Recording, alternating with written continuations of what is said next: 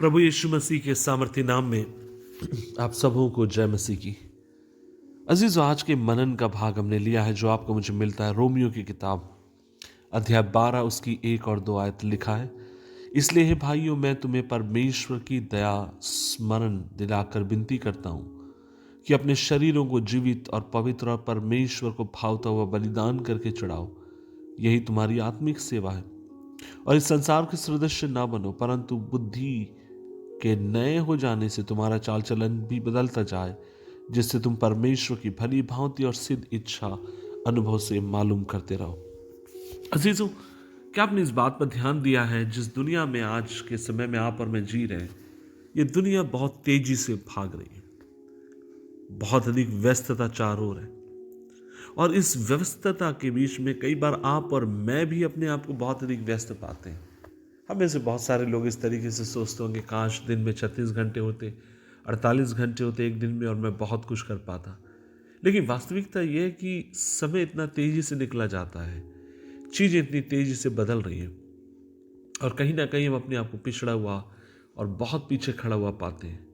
और कई बार हम भी बहुत अधिक व्यस्त होते चले जाते हैं। लेकिन जब हम यीशु मसीह के जीवन के बारे में देखते हैं, परमेश्वर का वचन कहता है कि वो बहुत बिजी था। वह हमेशा प्रभु की सेवकाई में लगा रहा। लोग उससे बहुत अधिक मांग करते थे परमेश्वर के बारे में और प्रभु की सेवकाई के विषय में। लेकिन एक चीज जो आप और मैं देखते हैं, और वो ये है, इन सब के बावजूद भी प्रभु यीशु ने कभी भी अपने आप को पिता के प्रेम से अलग नहीं होने दिया। प्रभु यीशु मसीह हमेशा पिता के साथ लगे रहे। अपने पिता के साथ प्रार्थना करने में, आराधना करने में, वचन को पढ़ने में उन्होंने लगातार समय में बिताते रहे। और आज मैं आपसे कहना चाहता हूं कि हमें भी चाहिए कि हम परमेश्वर के साथ समय बिताने वाले हो।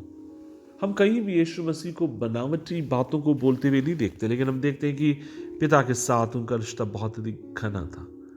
अजीजों, क्या कभी आपने इस बात को महसूस किया, जब आपके जीवन में, मैं और अपने जीवन में, जब हम लक्ष्यों को बनाते हैं और जब उन लक्ष्यों को हम पूरा करते हैं, तो हमें अपने बारे में सोचने का मौका मिलता है। हमें लगता है कि नहीं, मेरी जो वैल्यू है वो बढ़ गई है। हमें लगता है कि नहीं, मैंने कुछ जीवन में पाया है। लेकिन एक बात मैं आपसे कहना चाहता हूं, वो ये है कि परमेश्वर का वचन रोमियो की किताब अध्याय 12 उसके 1 आयत में कहता है कि इस दुनिया के सदस्य ना बनो, लेकिन परमेश्वर तुम्हें हर दिन और हर पल नया करते चले जाए। अजीजों, इस दुनिया में जब आप और मैं जीते हैं, तो ना केवल बाहरी तौर से, लेकिन परमेश्वर चाहता है कि भीतरी तौर से भी आप और मैं बदलते चले जाएं। और इसके लिए आपको मुझे चाहिए, हम यीशु मसीह के संग आप और मैं जुड़े रहने वाले हो।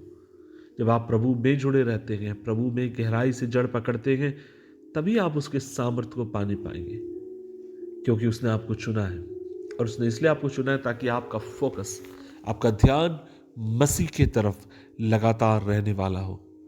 आज मैं आपसे बोलना चाहता हूं, और वो ये है, आपको मुझे परमेश्वर का वचन इस बात को याद दिलाता है, और वो ये है कि आपका मेरा ध्यान प्रभु यीशु की तरफ हमें रखने की जरूरत है।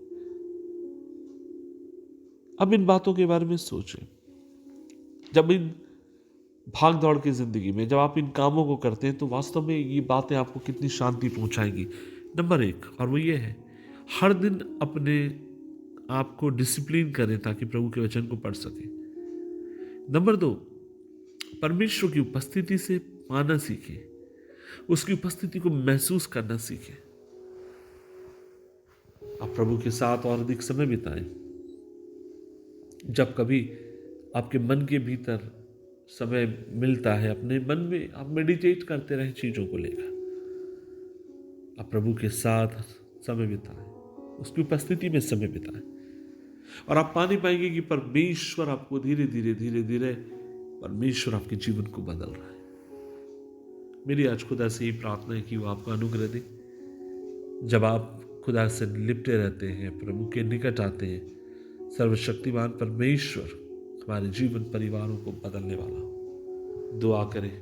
प्रभु जी, धन्यवाद आज के इस दिन के लिए और समय के लिए। जब प्रभु जी आज हम तेरी उपस्थिति में आते हैं, और जब हम खुदावन तमाम बातों को तेरे लहू में छुपाते हैं, प्रभु जी हमारी तो सी प्रार्थना है कि तेरी आशीष हमारे जीवनों पर हो। हमें अनुग्रह दी कि हम तेरे लिए जिए और तेरे भय में बढ़ते जाएं। मदद कर। यीशु मसीह के नाम से मांगते हैं, आमीन, आमीन, आमीन। खुदा आपके संग रहे, प्रभु आपको आशीष दे। जय मसीह की।